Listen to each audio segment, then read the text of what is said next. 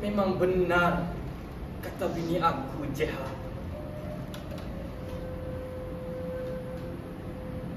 Anak-anak aku sudah masuk 16 tahun. Kalau ada orang meminang, sudah boleh dilepaskan. Kalau nasib aku baik, bakal menantu boleh menolong aku di Bendang. Kalau nasib aku malang, Sanah akan pergi, Milah akan pergi, semua anak-anak akan pergi. Tinggal aku dan Jeha di pondok usang ini. Siapa yang akan tenggalan tanah di Baroh? Siapa yang akan mengetam padi? Tapi anakku itu pemberian Tuhan.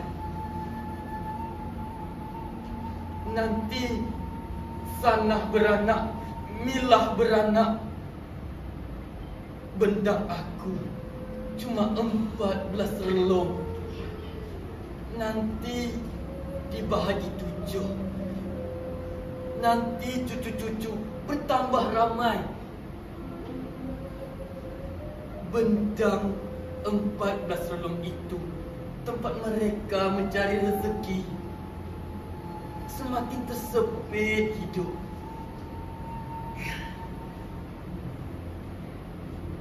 Bisa Duri Nibung ini menghukum aku dengan kesakitan yang amat sangat.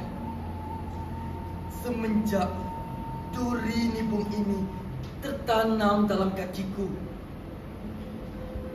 Tadi aku lawan kesakitan ini, turun ke Baroh. Tapi sakitnya berdenyut menyentap seluruh badan aku. Bengkak dan nanah makin melarat. Aduh, Jeha, abang tak berdaya menolongmu untuk menajak benda kita. Apakah kau dan anak-anak dapat menajak batang-batang meneruk yang masih banyak lagi?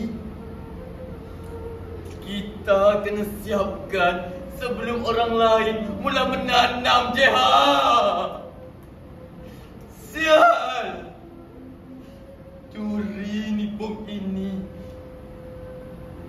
selagi duri ini tidak keluar, aku tidak dapat turun ke sawah.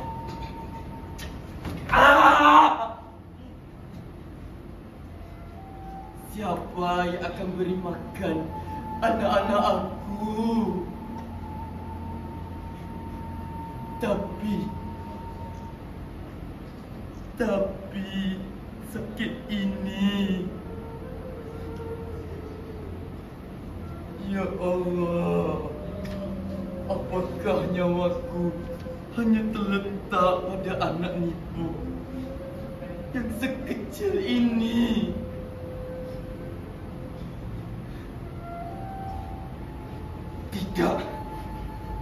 Tidak.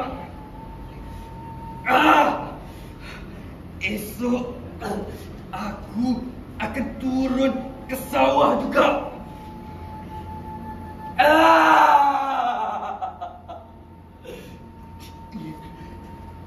Biar kaki ini sakit.